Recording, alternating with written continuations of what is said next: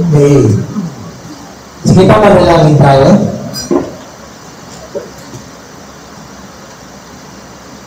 Lord, once again, we turn to your word today, believing that you're going to speak to each one of us in a special way. We commit you every part of our gathering, and we ask your Spirit to take full charge, speak to our hearts and to our minds. Let your word come to us now with power, with deep conviction, and with your Spirit. In Jesus' name. Amen.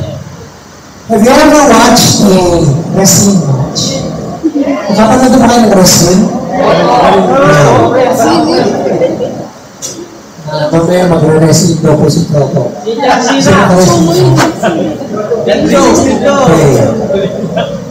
Now, accordingly, ang wrestling ay isang martial art. But at the same time, it is a combat sport and a form of entertainment that involves grappling with an opponent and striving to obtain a position of advantage. So it's a combat sport, a martial art, and a form of entertainment. At ang general rule ay makipagbuno kayo sa isa't isa to the point that the winner will now have a point of advantage. Usually, the winner, the one who is considered the winner, is the one who is able to pin down yung kanyang opponent sa head ko, sa lupa. Now, way back in the 90s, yung aking kapangalay na kapatid, halos gabi-gabi yun, nanonood ng wrestling na ikinaiinis ko. Kasi nanonood siya ng wrestling, hindi ka makasingit sa TV. So, ano na yung TV? Kasi ang mahilig manood siya ng wrestling. The rest of the family, ayaw naman namin manood ng wrestling. Now, isa sa pinagtataka ko, kapag nanonood siya ng wrestling, wala namang natatapos na duguan. Diba? Puro sapa, puro balibag, ang inaabot. Pero hindi ako nakakakita ng duguan.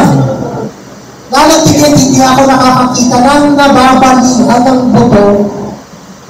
Yung pang tipong ilalabas na lang doon sa arena ng nakastretcher. Patulad sa boxing. Wala naman eh. May nakita ba kayo? Kahit yung mga ginaganon yung ulo, ginabalibag yung ulo, wala. Kaya sabi ko sa aking sarili, lahat ng ito ay palabas. Hindi makatotohanan. Kalukuhan. Niloloko lang tayo. Entertainment na eh. It's more of an entertainment than a combat sport than a martial art. So para sa akin, it's more of an entertainment. However, the Bible records a wrestling match na makatotohanan. Kasi may nabalian. Nabalian siya ng kanyang buto sa balakang. At ang tinutukoy ko ay walang iba kundi si Hapon. Nang siya ay makapag-wrestling, walang iba kundi sa Diyos mismo. The other Sunday, I was asked, when I preached about Jacob, if you remember, if you were here the other Sunday, I was asked by somebody, bakit hindi ko raw i-preach yung wrestling ni Jacob at ng Diyos? Ang sabi ko, I was thinking, Joan and Leo might want to preach on that. Okay, not knowing that the love will fall on me instead. Okay, So, we turn to the story of Jacob wrestling with God. Now, initially, I would like to ask these questions. One, will you wrestle with God if you have the opportunity like Jacob? Can you do it? Makikipagbuno ka ba sa Diyos? Katulad ni ako, kung ibibigay sa iyo ang pagkakataon. Will you wrestle with God, especially, listen to this, if it means receiving a blessing? No? Siguro yung makipagbuno ka sa Diyos, parang magdadalawang isip ka. Pero ngayon, kung makikipagbuno ka sa Diyos, at ang katumbas ng pakikipagbuno mo ay pagpapala, question, will you do it? Yes. Will you fight for it? Will you wrestle with God? So that's the story of Jacob. Let me entitle our study this morning, From Wrestling to Blessing. Okay, the basis of our study is the whole of chapter 32 of Genesis. The whole. However, para lang sa ating focus, let me focus on verses 22 to 32. Okay? Now, listen, ha?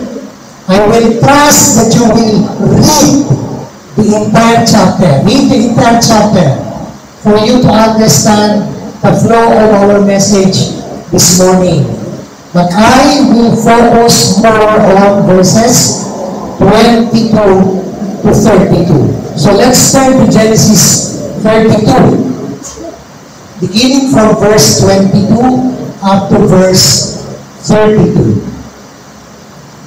Genesis, kabanatang 32, talatang 22 hanggang 32. Pero mabasahin ko sa English. Yung mga Biblia niyong Tagalog, sundan nyo na lang. That night, Jacob got up and took his 2 wives, his maidservants, and his 11 sons, and crossed the ford of the Jabbok. After he had sent them across the stream, he sent over all his possessions. So Jacob was left alone, and the man wrestled with him till daybreak. When the man saw that he could not overpower him, he touched the socket of Jacob's hip, so that his hip was wrenched as he wrestled with the man. Then the man said, "Let me go, for it is daybreak." But Jacob replied, "I will not let you go unless you bless me." The man asked him, "What is your name?" "Jacob," he answered. Then the man said, "Your name will no longer be Jacob, but Israel, because you have struggled with God and with men, and have overcome." Jacob said, "Please tell me your name." But he replied, "Why do you ask my name?" Then he blessed him there. So Jacob called the place Peniel, saying, "It is because I saw God face to face, and yet my life was spared." The sun rose above him as he passed Peniel, and he was limping because of his hip. Therefore, to this day, the Israelites do not eat the tendon attached to the socket of the hip, because the socket of Jacob's hip was touched near the tendon. May the Lord add His blessings to the reading of this portion of the Scriptures.